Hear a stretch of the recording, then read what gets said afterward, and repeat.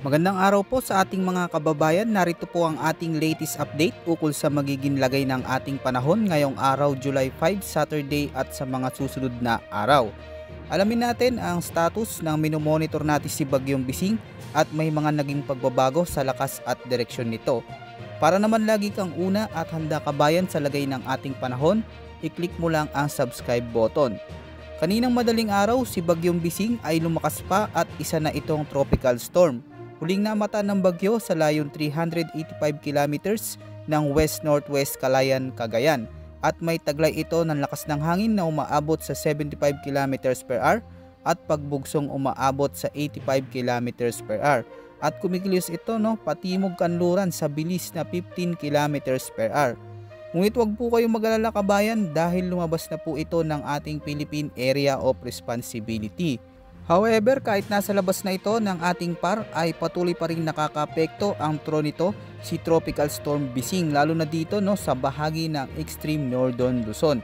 Kung titignan natin mga kabayan sa ating latest satellite animation, makikita natin na malawak pa rin ang kaulapan na sakop ni Tropical Storm Bising at hanggang ngayon ay naapektuhan pa rin ito ang ilang bahagi ng northern Luzon.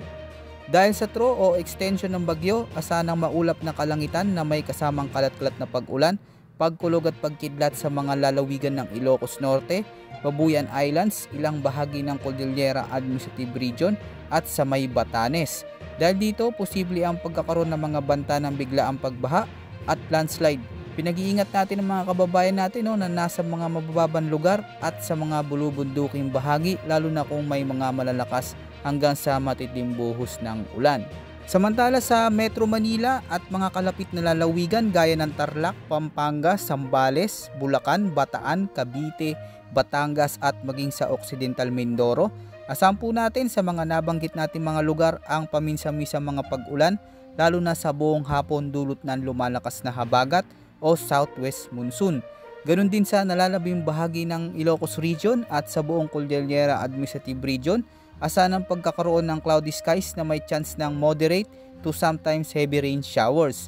Dahil dito kabayan ay mataas ang posibilidad ng pagbaha at pagguho ng lupa, lalo na sa mga lugar na madalas tamaan ng ulan o nasa mabababang bahagi. Kaya talaga naman pinag-iingat natin yung mga kababayan natin dyan. At para naman sa natitirang bahagi ng bansa kabilang ang mga rehiyon sa Mindanao at ilang parte pa ng Luzon at Visayas, asahan ng maulap hanggang sa madilim na kalangitan na may kasamang isolated rain showers at thunderstorms. Ngayong araw narito naman ang weather advisory outlook na inilabas ng Pag-asa. 100 to 200 mm na ulan ang pwedeng bumagsak sa mga probinsya ng Ilocos Norte at sa may Batanes. Mag-ingat po tayo dyan dahil mataas ang posibilidad ng pagbaha at pagguho ng lupa. Bukas naman asahan sa Batanes ang mga pag-ulan na umaabot sa 50 to 100 mm.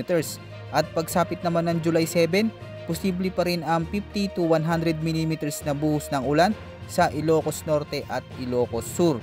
Tulad ng paalala natin sa ating mga kababayan, maging handa po at huwag baliwalain ang mga banta ng pagbaha at pagguho ng lupa lalo na sa tuwing magdudulot ito ng sunod-sunod na malalakas na pag-ulan.